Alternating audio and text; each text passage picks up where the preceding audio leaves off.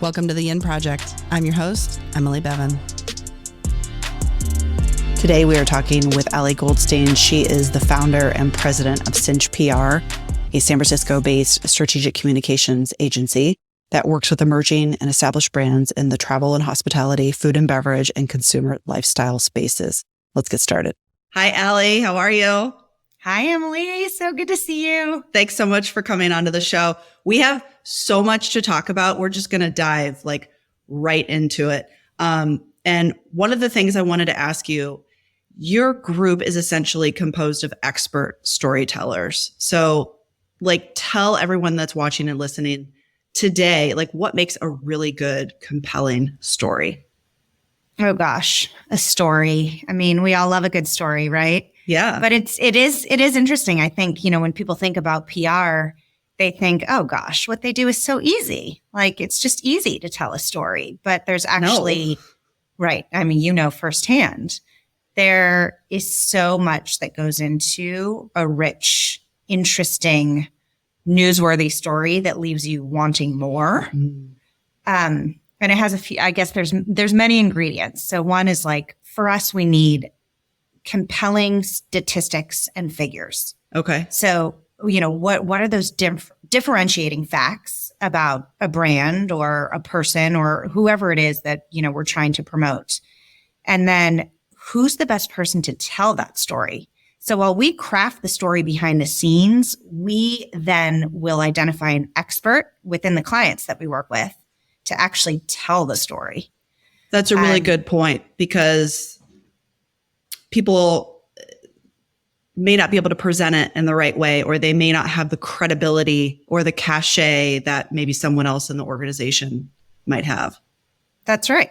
And it's always just so much more genuine and authentic when it comes from someone who really knows what they're talking about, mm-hmm. instead of from someone who you're paying to know about your brand. Right.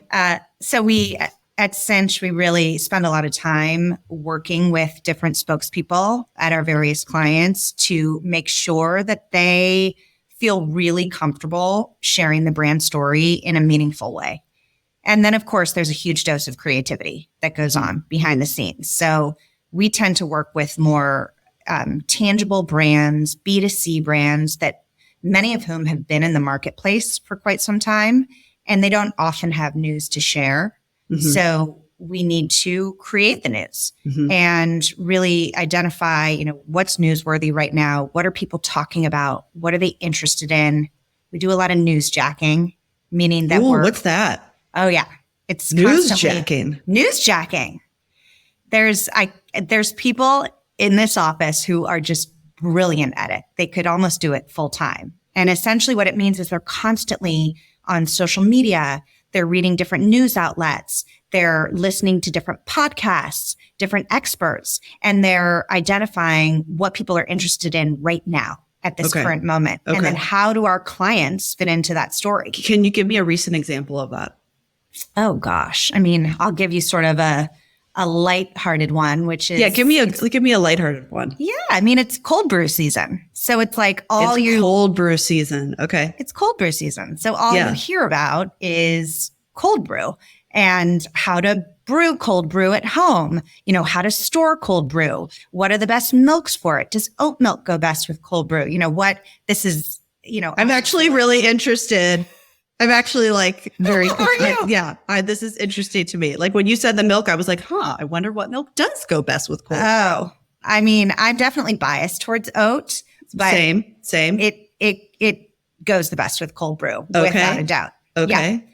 And cold brew can last a surprisingly long time in your fridge. I think the best tool is the Blue Bottle cold brew bottle. Okay. It just makes a couple of cups, but it's absolutely delicious and super user-friendly. And so, for example, we would work with one of our coffee brands to identify an expert who could speak to the best tools to use for cold brew, the best storing methods, the best milk to use. And then all of a sudden you see that in Food and Wine, Good Morning America, you name it. And that's just sort of newsjacking off of the cold brew trend that is relevant during the summer months. Right.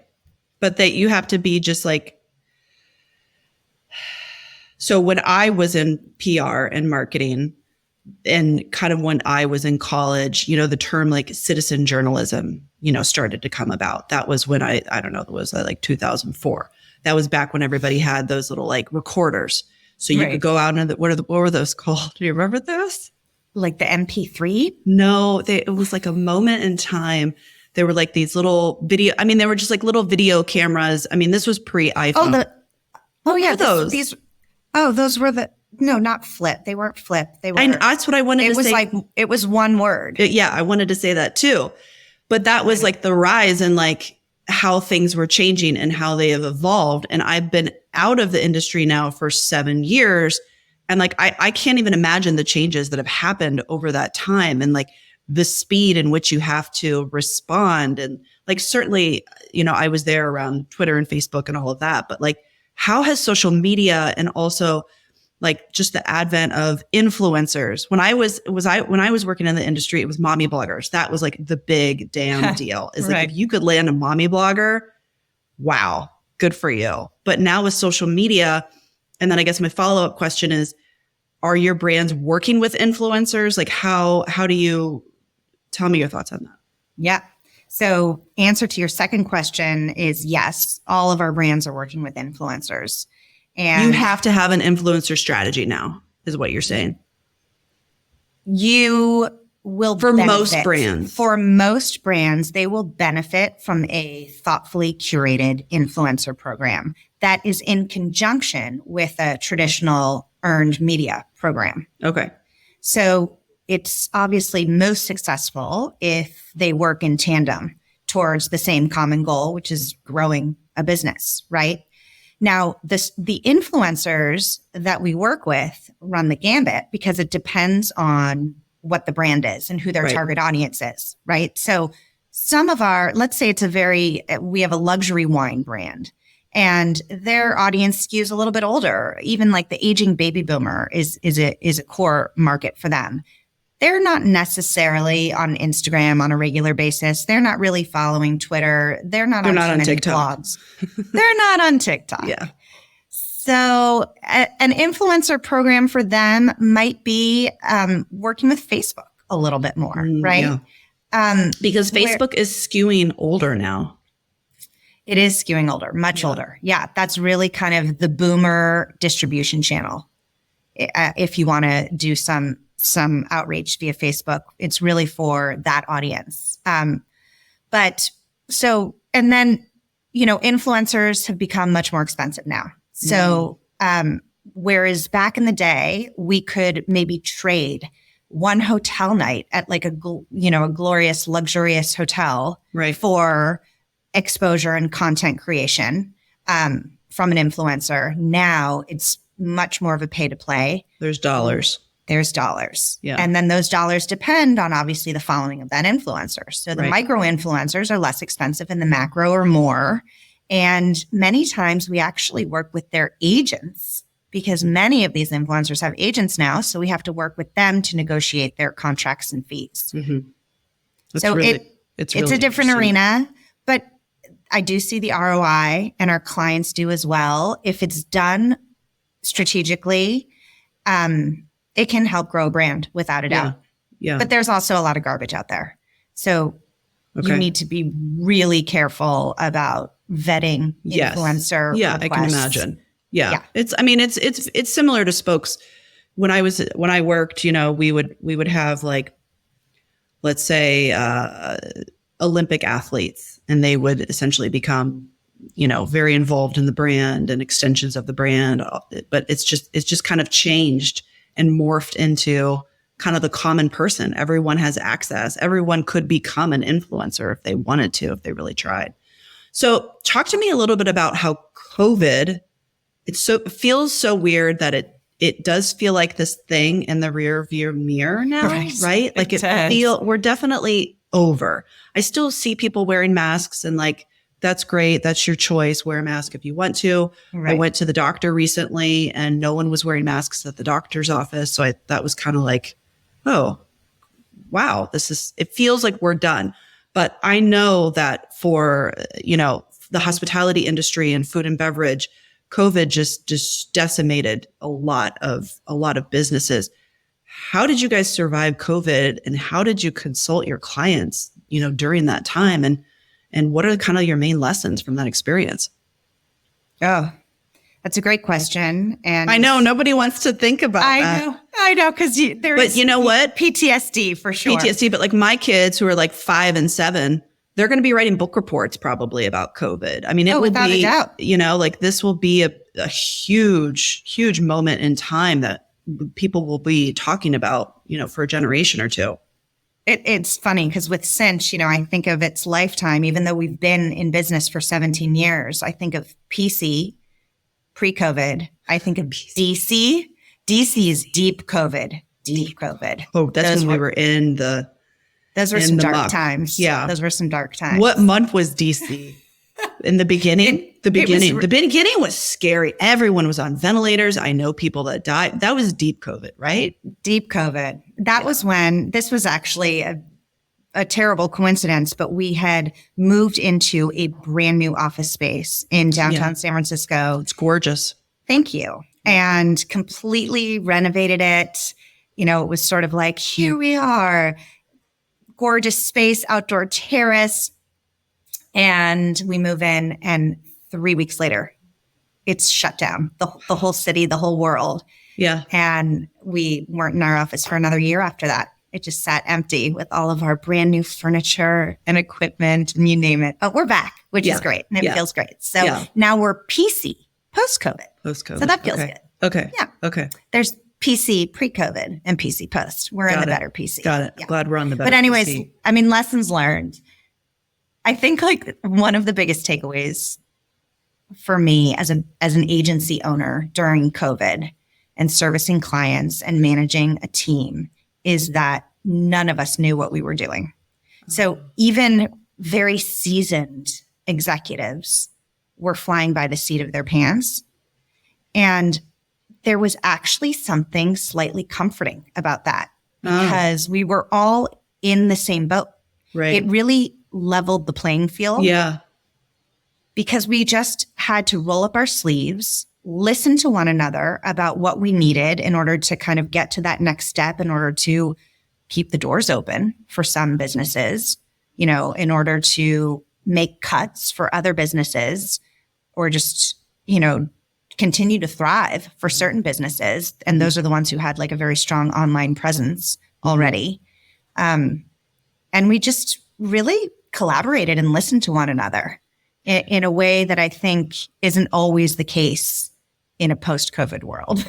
Tell me about a client that did a really strong pivot that was able to respond really well, because like all the news was talking about was COVID. And then like that was not deep COVID, like let's say like in the middle, then it was a lot of like, oh my gosh, like I called COVID like the 3 or the 4 Ps. People got puppies, they got pianos, and they got Pelotons.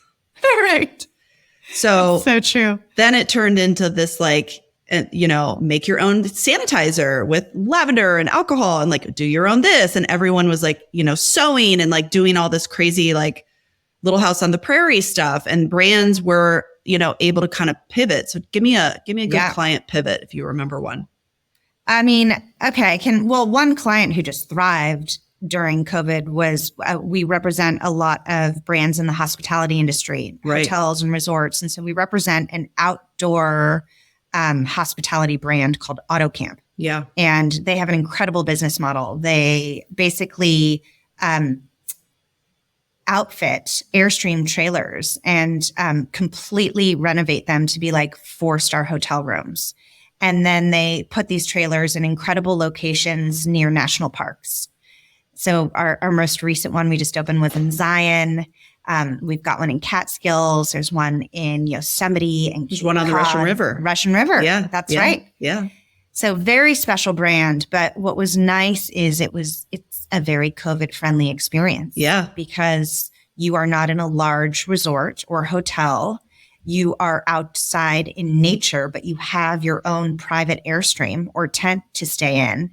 And so we were really able to just position that particular experience as being an ideal getaway. Yeah. and people were craving these getaways, right? But they couldn't go to places that they usually travel to during COVID. So AutoCamp really thrived during those few years and continues to, but it was just a very special time to be able to communicate what's so special about outdoor hospitality. Yeah, I love that.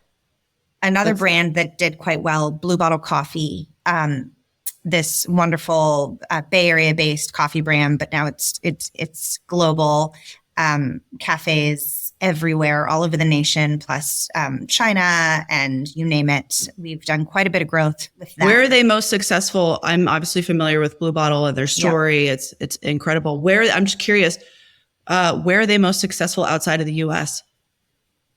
Oh, in Asia. In Asia. Yeah. Interesting. A really, really prominent Asian following. Because coffee consumption in Asia has just gone up over the last decade, right? That's right. And there's a real appreciation for sort of the wonderful pour over method, the craft coffee, coffee, the artisanal sort of side of things, and really, having the patience to wait a few minutes for a delicious cup of coffee. Yeah, I could understand that because how they have tea and like the tea ceremonies, and I forget that. I think it's like Red Door, and I don't know if it's still there in Chinatown, but you would go and have like a traditional, tea, and it's not a Starbucks experience. Like, it's a real, it's a real ceremonial experience. So I could definitely see that. Yeah. And it's just such a special brand. And they really did a wonderful job during COVID. First of all, taking great care of their employees. They were one of our only clients who did not do any layoffs. Wow. So we had this wonderful HR story to share from a business perspective. They did obviously have to close their cafes. And so we did a massive pivot with that brand towards driving the consumer towards their website. And what we were trying to push for them to keep sales going strong was an increase in subscription services for coffee delivered to your home. More people were obviously becoming home brewers since their favorite cafes were closing. And then we did a whole sort of educational series around different brewing methods, whether you use a Chemex or a French press. There's so many different ways. So many different ways to brew a cup of coffee. I've done them all. I'm sure you have. Yeah. You're so good. We actually just got a super fancy, I got a really fancy espresso maker for my birthday. It's made out of Germany. It's called Profitec. I want more details on this because I'm in the market for one. Okay. We'll talk separately offline about that, but it's a learning curve. It's not just like, press a button. And I actually read the Blue Bottle has a book, and I read that book about how to, there is a learning curve for sure. Okay. And even if you do everything, there could be like something slightly off. And then you really have to be in it and want to learn and be like your own little barista, or it's just not worth it to you. And that's what he says in the book is sort of like, you may just go buy Blue Bottle. If you don't really want to do this and geek out on it, just go buy Blue Bottle coffee, at the cafe. I mean, I think my problem is I truly am one of those people who can't function without a cup of coffee. I am the same. So the idea, though, of having that cup of coffee be more complicated to brew. Yeah, when you're like. It's sort of daunting to me. So I get it. Real simple. I have a very simple coffee maker at home, but I'm thinking about an upgrade. Okay, we'll talk about it. We'll talk about it. Good. Okay, so I cannot believe that Cinch has been in business for 17 years. That is incredible. And I think what's really interesting about your story is like your neighbor to your left, your neighbor to your right, everybody is tech. There are a lot of tech companies. How have you been able to kind of carve out this niche to be one of the leading lifestyle PR company in San Francisco, which is so heavily tech focused? Well, first of all, thank you. And I cannot believe it's 17 years either. It's crazy. It's insane. So really, really been an amazing journey. I think, first of all, really, I didn't come from a tech background. So I did PR in New York and Chicago, in travel and hospitality and fashion and retail before I started Cinch. Right. And then for a couple of years in San Francisco too, for a major hotel brand. So really my knowledge base was deeply rooted in travel and hospitality and food and beverage. And my last job before starting Cinch, I was managing about 15 different PR agencies who specialize in You travel and managed hospitality. 15 PR 15. agencies? Yes. Oh my God. Oh yeah. It was not easy. Wow. Yeah, it was. But that must have been such an incredible experience to be like, and this was before you started your agency, right? That's right. So you were able to had. see who was doing it right, Mm-hmm. who was doing it wrong, Exactly. and who you essentially wanted to be. That's a very fortunate experience to have. I think it was. I know it was, actually, because I did learn so much from the good agencies, but I learned more from the bad agencies who just weren't delivering a level of service that clients need. So I saw an opportunity, particularly in the Bay Area. At the time, it was exploding in tech. And I just saw one tech agency pop up after another, but there weren't a lot of agencies who do consumer lifestyle brands and travel and hospitality. And I saw an opportunity, and that's how Cinch started. Right. And then I realized, there is still a tremendous amount of innovation and creativity in the Bay Area that is not tech centric. Yes. And I think, people tend to forget that there is a whole other world in San Francisco and throughout the Bay and beyond of people who are incredibly creative with retail and food and beverage, these wonderful, amazing food brands, and just the whole culinary scene here. So there's been a lot of opportunity. And I think because there's really never been a dearth of clients in the Bay Area who need PR outside of tech, we've done quite well. So you've had several, I know there've been, staff that have been with you for a long time. Yes. So let's just speak to other business owners. What's your secret sauce for keeping happy employees, staff members? I mean, some of your team have been with you for a decade, or that's really long time. I know PR and marketing, there's a lot of turnover. So what's the secret sauce, Alli? I don't know. Should I share it? No, I'm joking. I think so. I don't know if I necessarily know what the secret sauce is, other than I really try to live by that golden rule where you treat others the way you'd like to be treated yourself. And so I try to treat my employees that way. And then I empower my employees to treat our clients that way, where we actually look at our clients as people first and clients second. And we get to know them as real human beings. Right. Because, we all go to our day jobs, right? But we're all people with beating hearts and big feelings. And we've got, parents who may be sick, or a child who's not doing well in school, or we're all living through life and doing the best we can. And I just am always trying to remind myself of that, to be a more compassionate leader, and then reminding my team to be the same way as they lead their accounts. And I think that lends itself to a really kind of, forgiving environment where we listen to one another, we care for one another, and it just feels really good to come to work every day. Yeah. It's not competitive. It's more collaborative. Oh, not at all. Yeah. Yeah. It is not a cutthroat environment here. That's one of our key, our 10 core values is collaboration without ego. And working in real estate, there's a lot of egos, but at Compass, we really collaborate, and I collaborate with people, and you just have to leave the egos at the door. But that's something also that I think comes with age too. It's true. Yeah. It's true. Although I will say that our sort of millennials here at the Cinch offices, they check their egos at the door too. So I tend to be attracted to old souls. Yes, I could see that for sure. Yeah. For sure.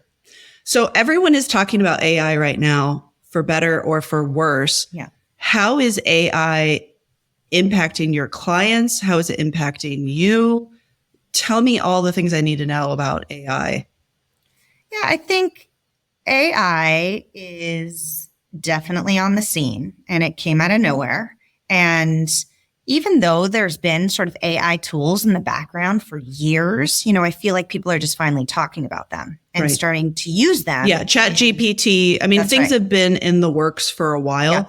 Yeah. ChatGPT really made it accessible to consumers. And now it's kind of everything that everyone is talking about. And it's having a moment.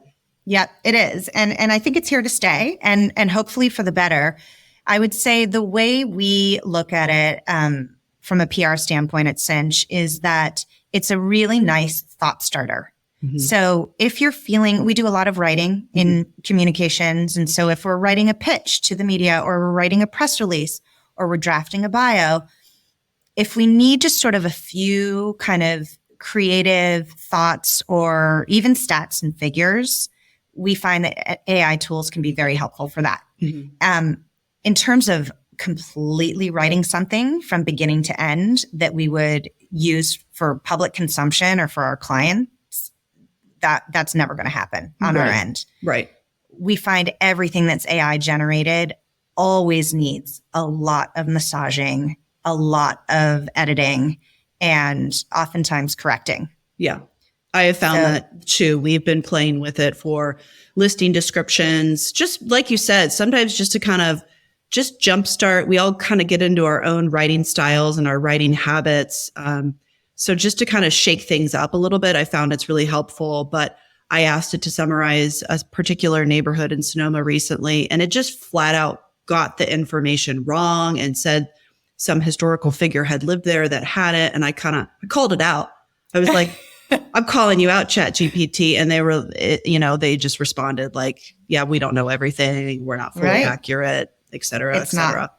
Interestingly enough, my other experience with ChatGPT is I had a client kind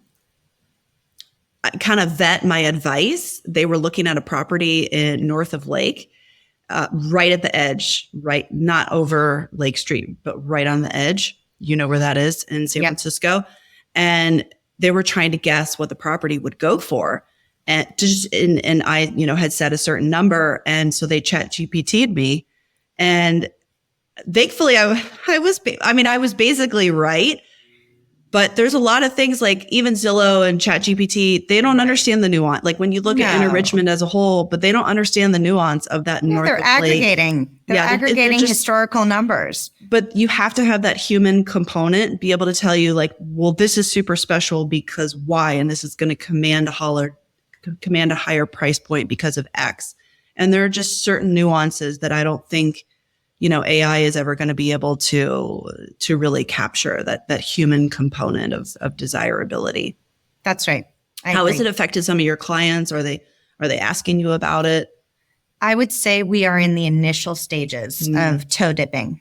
So people are curious about it. We're certainly reading about it. We are participating in webinars. We are trying to gather as much information as possible. And there are a couple of tools that we're using at Cinch that are kind of helpful right now. But like I said, it's just sort of thought starters for us. Yeah. And I think that's the brainstorming. That's right.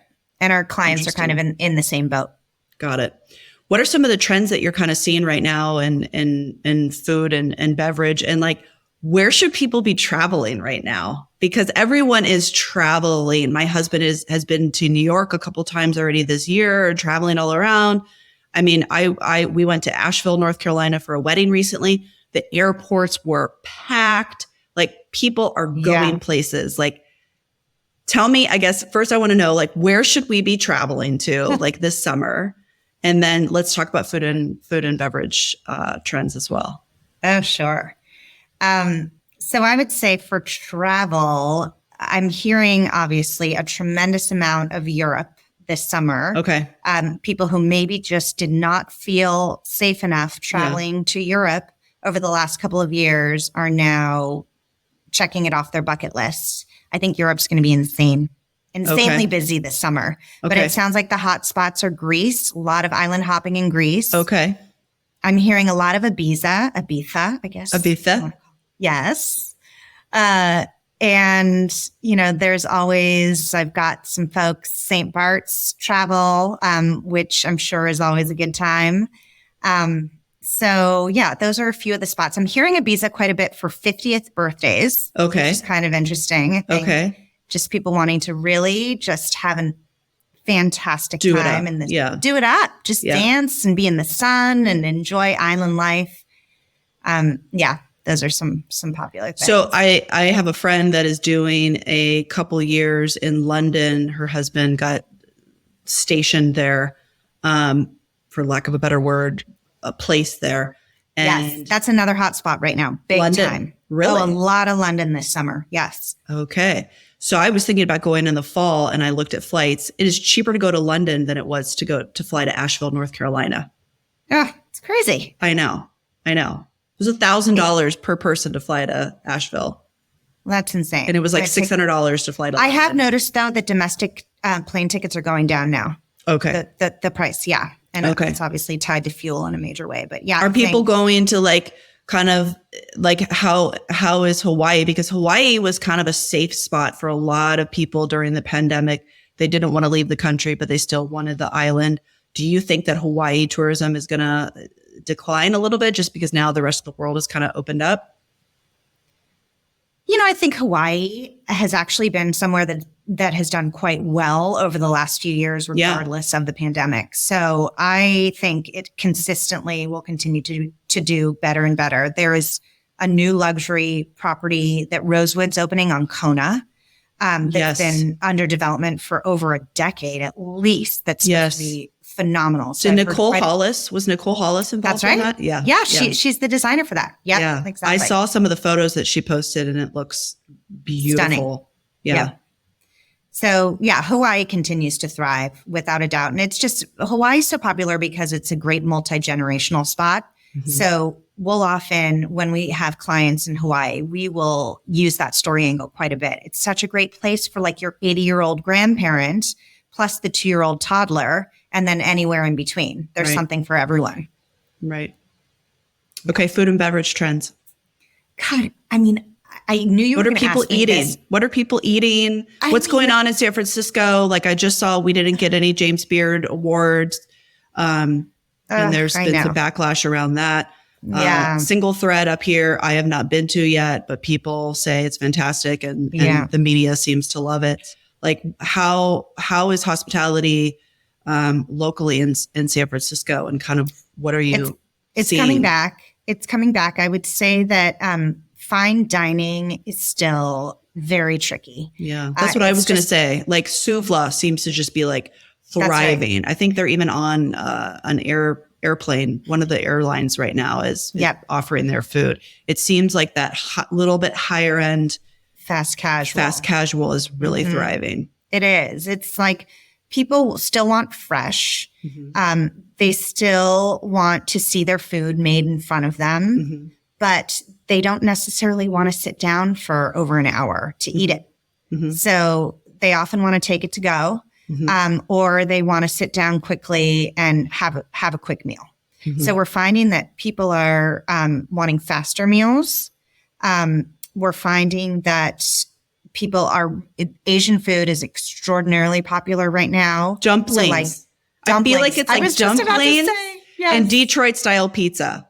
I feel like are all the rage, right? And bagels are having a big comeback, which is always. Who's got good bagels in the city? Oh, there's a place called the Laundromat out in the outer Richmond. Okay. Definitely worth checking out. I think it maybe was a former laundromat, would be my guess. Okay. And so it's a bar restaurant during the week. Like I know Wednesday night is Smash Burger night. Fun. And then they have pizzas. They have a great bar program. But then on the weekends from, I think it's like 9 a.m. until noon, it's just bagels. Wow. And the line is out the door. And they're better than like Wise Sons? My husband, who is, a New Yorker, born and bred, thinks that they are the best bagels in San Francisco. Okay. You should have led with that. He knows his bagel. Yeah. We actually, in Sebastopol, we actually have it's called Grateful Bagel. And We just got them for my daughter's birthday. That's a great party name. at Grateful Bagel. They're really good. They're like really good. You're like eating this and you're like, this is Nice. This shouldn't be this good, but they're really good. Okay. I'm definitely going to the laundromat now that I know that it has your husband's approval for sure. Yeah. Big time. So yeah, I think we're seeing food trends still quite simple, streamlined, service, as it's very, very hard. A lot of people have moved out of, these big cities, New York, Chicago, San Francisco. They just aren't living in these cities anymore, able to make it work. Right. Being in the service industry and hospitality. So you're going to see more QR codes, that sort of like high level of service that is going to be shifting quite dramatically. And AI is going to be changing that as well. Okay. So. I just went to Kukari, which I know you love. I love Kukari too. And the service blew my mind. Oh, that's great. And you're just like, this is what service is. Yeah. It still feels so good. And I think the tried and true restaurants like the Kukaris of the world, they're still going to continue to provide that high level of service. And it was like just so refreshing and wonderful. I loved it. Yeah. I agree. Have you been eating anywhere else really great in the city? Oh, yeah. Let's see. I went to this really delicious new restaurant that, funny enough, is near Fisherman's Wharf, but it's Filipino food called Abaca. Okay. I think it's Abaca. I might not be pronouncing the name correctly. Okay. Yeah, our office is in Fisherman's Wharf. Oh, it's delicious and fun. And I think it's actually in the lobby of a fairly new Kimpton hotel. The whole experience was really great. Love it. Yeah, we liked it a lot. And then recently ate at Good Culture Club out in the Mission, which is the folks who have Liho. Okay.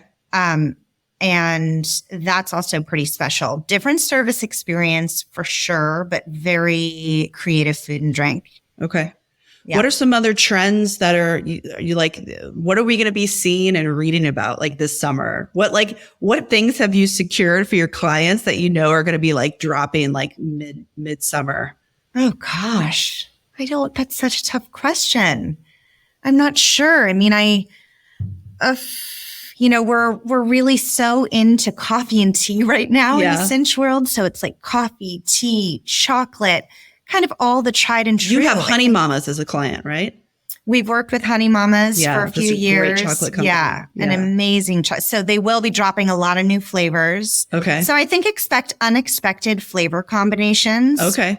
So think of your favorite brands and then think like product extensions. They're going to continue to expand in unexpected ways. Interesting. And so, for example, we're just launching, we work with Laura Chanel, goat cheese. Yes. And Marin Love their French. product. And just incredible product. Also based in the Bay, but a big national brand. That's a lot of our brands at Cinch are based in the Bay Area, but are available nationally. And that makes so much sense. Like they need to have a local agency that can be there and meet with them and absolutely and understand their brand.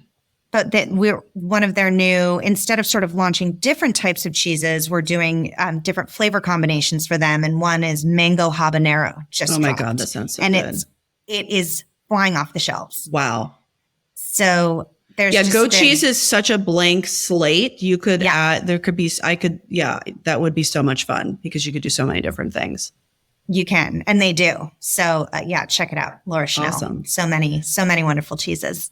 Cool. Well, thank you so much for coming. It's been such a pleasure chatting with you. And I mean, here's to another 17 years. Can you imagine? Thank you, Emily. 17 more years? I'm not sure I can imagine that. But we're certainly not going anywhere. Yeah. That's for sure. I still love what I do every day. Feel grateful for that. All right. Well, thank you so much. Thanks. So nice to talk to you. Bye-bye. Thank you for joining me today. For more info, you can always find us at yin-project.com.